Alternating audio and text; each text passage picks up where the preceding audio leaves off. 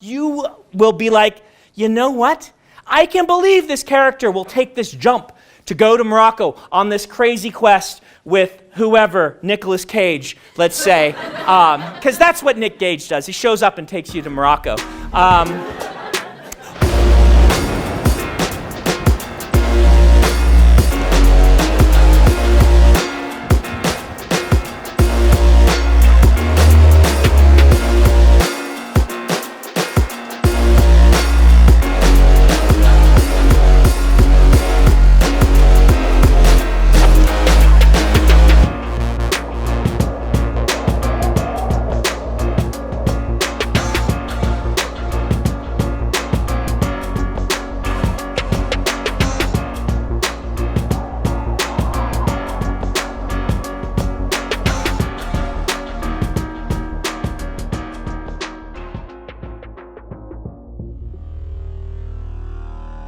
Hello!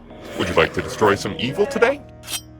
Over the course of this series, we've talked a good bit about Roshar, its peoples, and some theories surrounding the planet and its inhabitants. While Roshar offers an abundance of subjects to cover with its rich history, I figure it's about time we start diving into the connections part of Cosmere Connections. And what better topic to ease us into world hopping than Nightblood? Our journey today will take us off of Roshar to Nalthis, the planet of colors. We'll take a look at what Nightblood is, who has wielded it, and then travel back to Roshar to have a look at what might be in store for Nightblood in the future. Okay, so basically, Nightblood is a talking sword that bleeds black smoke and cuts through people across all three realms. It was first awakened using an insane amount of investiture and possible intervention from the Shard Endowment herself. It lives and operates under a single, simple command: destroy evil.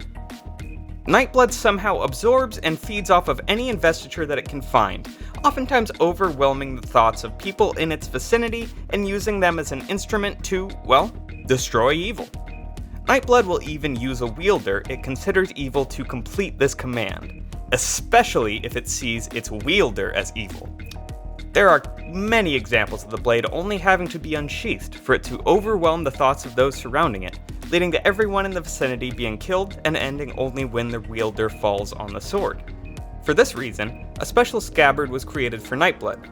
The sheath is made entirely of aluminum, which somehow stifles the blade's thoughts and makes it much harder for the blade to talk to anyone but its current carrier. The blade is weird as all damnation, there's no way of getting around it. But that's what is so intriguing. I know what you're thinking. How does this sword get anywhere or do anything if it's constantly killing those who use it? Well, some of the people who interact with this blade choose not to use it, often becoming violently ill when first exposed to the blade. A good analogy would be Thor's hammer. Only a few morally pure people are worthy enough to carry it. But, like, a version of the hammer that overwhelms the unworthy and leads them to rampant slaughter. So, who has been worthy enough to wield Nightblood? The blade first awakened on the Shard world Nalthis, home of the Shard Endowment. In fact, it is said that she had a hand in the blade's creation, though it's not certain how great of an influence exactly. The 5 scholars, the people who originally awakened Nightblood, created it by pumping 1,000 breaths into a steel sword, at which point, the metal turned to black and started asking everyone if they'd like to destroy some evil. I think we can safely assume that all 5 scholars have wielded the blade at some point, though that has not been confirmed. Only 2 of these 5 matter at the moment though, Shashara and Vasher. Shashara was the one that originally awakened Nightblood, but then fell to the blade at Vasher's hand. Apparently, she figured that Nightblood needed to be used for war, whereas Vasher saw the insane amounts of damage that could be unleashed if this was used proactively. I won't get into the moral aspects of their actions, but suffice to say, the scholars operated within a bit of a gray area. There are no easy answers to be found regarding Nightblood, as it is basically a cheery, talking, smoke-bleeding weapon of mass destruction. After Vasher, the next person that we know wielded the sword is Vivenna, an Idrian royal princess that was essentially kidnapped by Vasher when she made a few admittedly unwise decisions, nearly leading to her being killed by 2 of the other 5 scholars in their pursuit of, you guessed it, Vasher and Nightblood. We don't know the exact order of events that transpired, but however it happened, Nightblood wound up journeying to Roshar. Sometime after the book Warbreaker transpires, Vasher somehow world hops to Roshar. He then somehow loses or gives away Nightblood. He also learns of or finds a way to sustain himself off of Stormlight instead of his usual divine breaths. He then finds a place among the Alethi, teaching, what else, swordsmanship. We know it has been quite some time since he has seen his blade, but he still thinks of it often, as evidenced by his interlude chapter in Words of Radiance. Yeah, that Zahel interlude you skimmed through and figured you'd come back to later and then completely forgot about? Yeah, that was actually a Vasher chapter. Cool stuff. Some point after Vasher is rid of it, get this, the Herald Nail receives Nightblood, though it is not known how. He then kind of gives it to Seth after low-key stapling Seth's soul back onto his body and then offering a place in the Skybreakers like he's Nick, Storm, and Fury? Side note, everything about this situation is really sketchy, but nobody ever really talks about how weird it is. Everyone's so stoked to see Seth with Nightblood that they don't stop to think, wait, hold up, what exactly is Nail's endgame here? Nightblood isn't exactly something to be given to any random person, and up to this point, Seth didn't have any real interaction with Nail. What in damnation is going on here? Though Seth is the last person to have wielded Nightblood that we know of, we should talk about just one more thing. Vivenna. She just kind of shows up in Oathbringer as a Kholinar wall guard named Azur, and appears to have an awakened blade separate from Nightblood. By the end of Oathbringer, it is all but confirmed that Vivenna is currently hunting down both Nightblood and Vasher. I wonder if this will be relevant at all to the story at large. So, what can we piece together about where Nightblood is heading?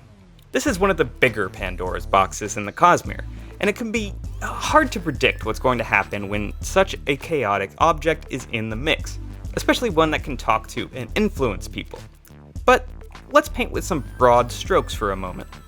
I think we can assume that Nightblood is safe in the hands of Seth, at least for now. He is well aware that it might kill him if he tries to draw it, and while he can be a bit unstable at times, he's pretty darn good at taking orders. And he's taking orders from Dalinar Kholin now, so Nightblood probably won't be drawn for any atrocities. Not yet, at least.